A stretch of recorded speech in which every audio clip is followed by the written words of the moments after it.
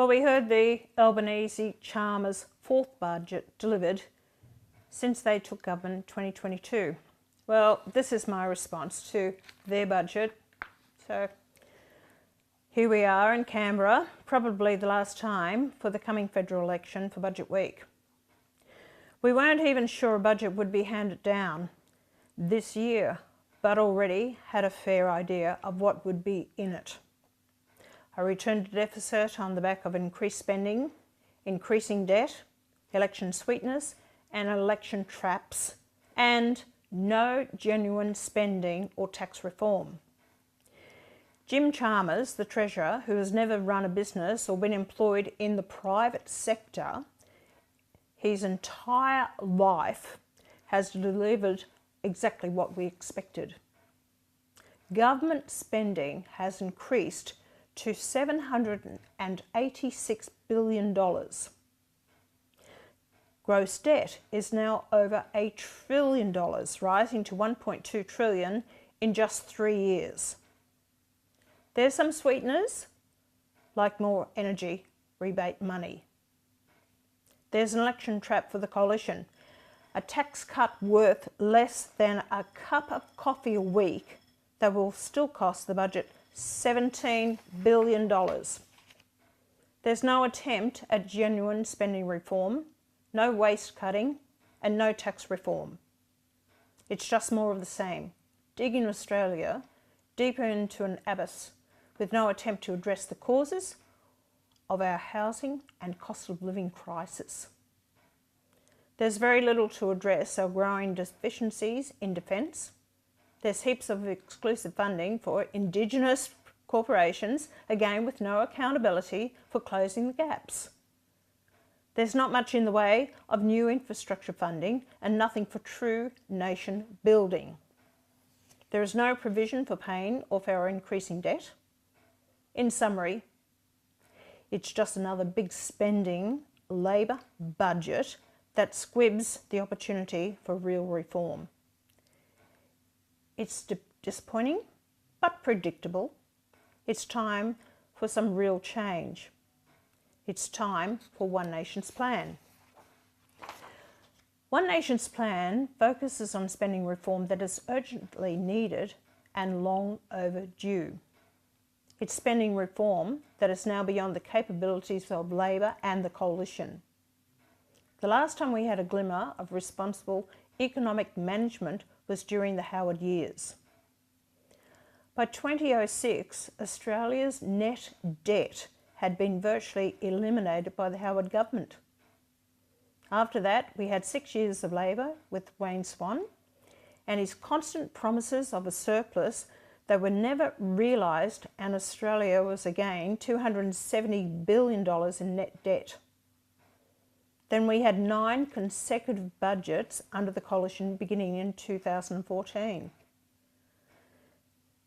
It's worth having a look at the overview for that budget handed down 10 years ago, when government spending totaled $415 billion. Joe Hockey said that government debt was projected to be $389 billion in 23-24, and that from the following year we would have surpluses up to 1% of GDP. Well, I'll tell you now, it didn't work out that way. Their modelling never does. In the coalition's last budget in 22-23, government expenses reached $628.5 billion. So much for the coalition's claim to be responsible economic managers. And then came the Albanese Labor government, also with the claim to be responsible economic managers. I don't know about you, but I've had a gutful of it. What a complex joke that claim has turned out to be. Spending has now reached $785.7 billion. Gross debt is now over $1 trillion. It's a massive figure. 1 followed by 12 zeros. That's a trillion. That's 1,000 billion, or 1,000,000 times $1 million. It's critical that Australian voters understand this It rolls off the tip of your tongue, but understand how much money it is.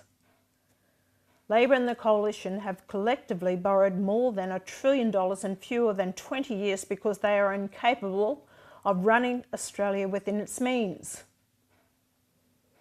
If you ran your household their way, you would lose your house. If you ran your business their way, you would lose your business. Why do Australians keep voting for Labor and the Coalition when they run our country this way? Why? Labor has added another $63 billion of spending in just the past 3 months. So much of our money has been wasted by these so-called parties of government. One Nation's policy puts this waste in the bin where it belongs. We will slash wasteful government spending by $90 billion. The first cab off the rank will be the climate change scam. At its most basic, this is a joint policy of Labor and the Coalition to spend taxpayers' monies to make our electricity more expensive. Rising electricity bills have been the only outcome of their collective net zero madness. Global emissions continue to rise every year because no matter what the major parties tell you, nothing this country can do will make any difference on a planetary scale. We are crippling our own economy and forcing families into poverty and homelessness for no environmental benefit to anyone. One Nation's plan is to abolish the Department of Climate Change and related agencies and programs, saving at least $30 billion a year. We'll stop subsidising uneconomic renewables and make them compete on a level playing field with cheaper, more reliable energy from coal and gas. We anticipate this will save Australian households and businesses at least 20% of their electricity bills. We're not saying get rid of renewables, but we actually can have coal and gas. Make it cheaper for Australia. We need a diversity of power. One Nation's plan includes the abolition of the National Indigenous Australians Agency, saving $4.5 billion, and an audit on the entire Aboriginal industry. This industry has been an absolute failure in closing the gap, and I've been calling for this for the last 30 years. It is rife with fraud, corruption and nepotism, which prevents Indigenous Australians in genuine need receiving assistance while enriching those who need none.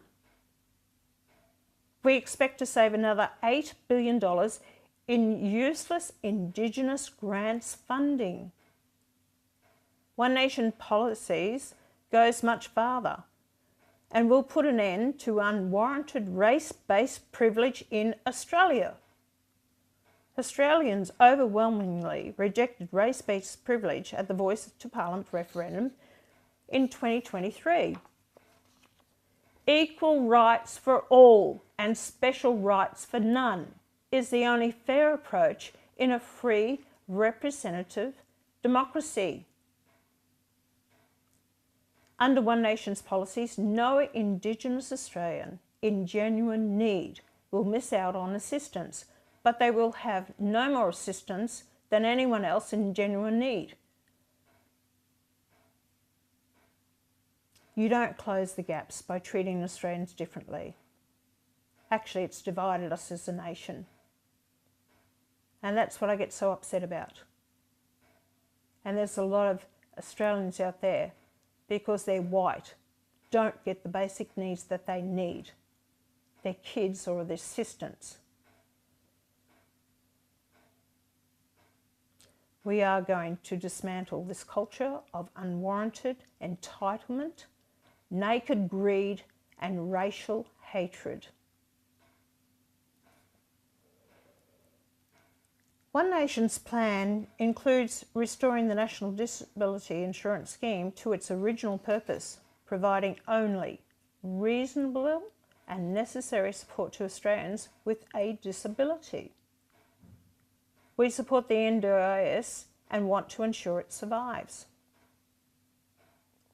We will review eligibility, introduce means testing, reduce unsustainable pay rates, and crack down on fraud.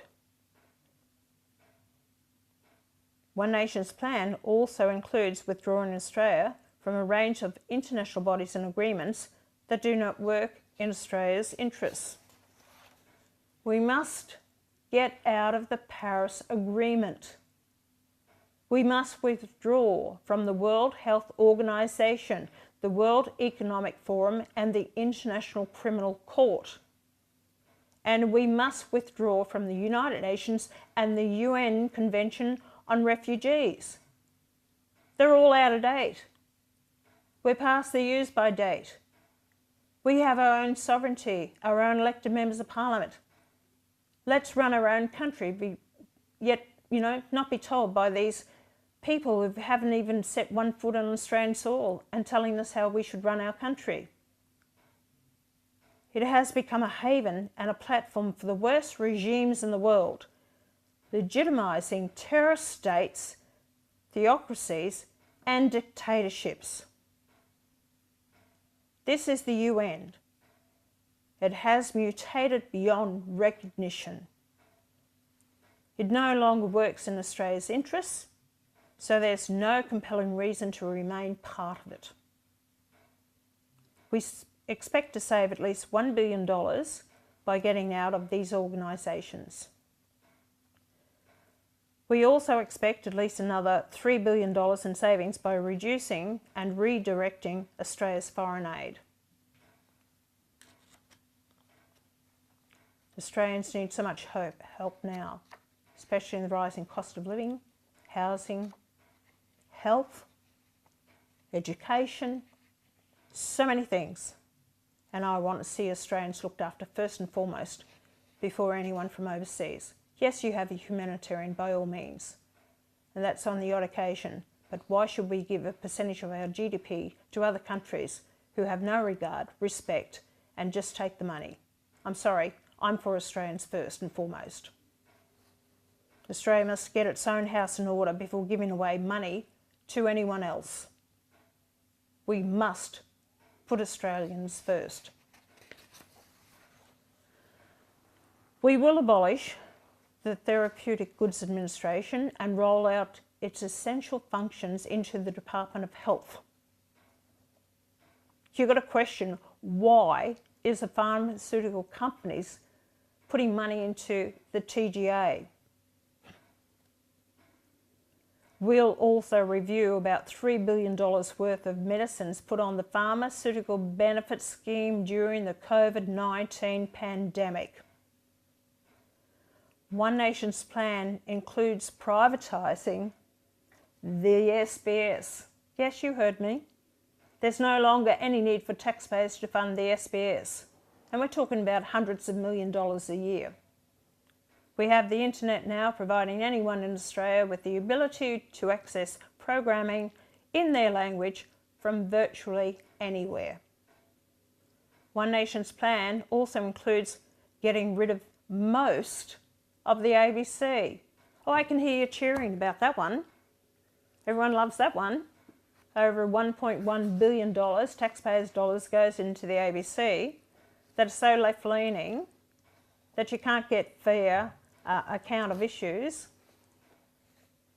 There is a case for taxpayers to fund ABC services in Australian markets where commercial media will not operate as a broadcaster and last resort.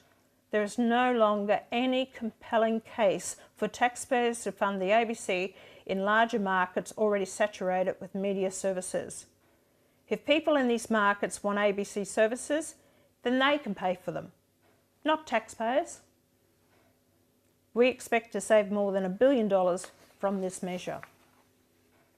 Our only revenue measure is something else that is long overdue, getting a fair run for our natural gas resources. One Nation's plan includes raising an additional $13 billion by charging levies at the point of extraction instead of on profits.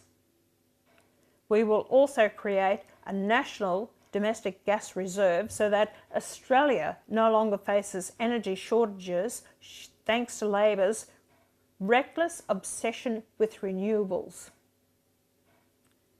By slashing $90 billion in government waste, One Nation liberates resources to pay down federal debt, invest in national building infrastructure and put $40 billion back in Australia's pockets. One Nation will implement a range of cost of living and tax relief measures.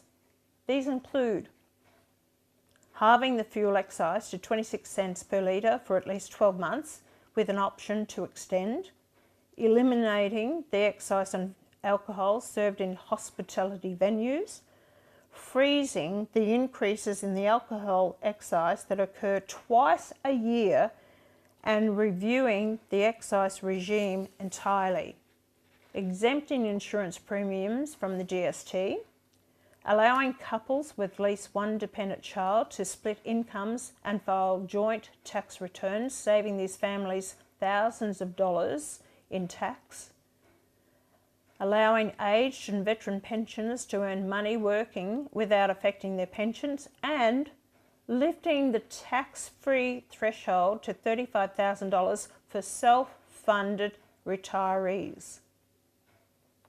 Our plan includes additional elements that will put more money back in Australians' pockets. We'll crack down on Medicare fraud, estimate it to be up to $3 billion a year, and after a comprehensive review, implement practical measures to improve bulk billing rates to keep more GPs in the system. One Nation will improve home affordability by exempting basic building materials from the GST for the next 5 years for homes valued up to $1 million. This will also reduce the risk of building and construction companies collapsing.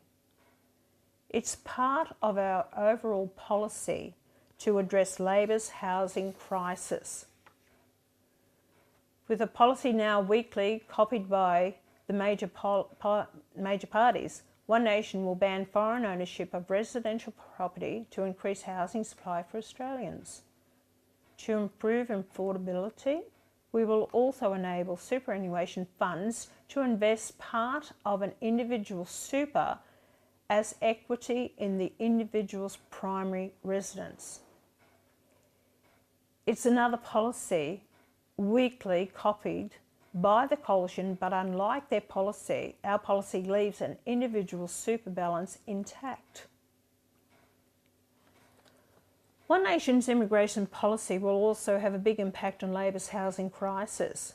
One Nation will cap immigration at 130,000 people per year for all visa categories, including foreign students, to substantially reduce housing demand. This represents an effective reduction of 570,000 people a year. High immigration is costing taxpayers. It is not benefiting the economy. It's driving up inflation through high rents and, perversely, for the Labor government obsessed with net zero, driving up Australia's emissions.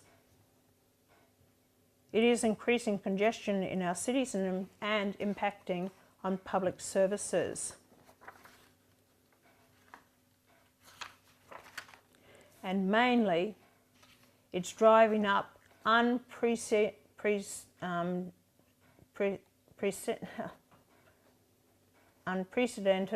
demand for housing. This is forcing more Australians into mortgage stress, rental insecurity and homelessness. It has to stop. And One Nation has a policy that will stop it. We're the only party with an immigration policy that meets the expectations of the majority of Australians. One Nation is also backing Australians' farmers, in Labor's undeclared war on the sector. We'll reverse the ban on live ship exports. We'll restore balance to the Murray-Darling Basin Plan and let irrigators keep the water.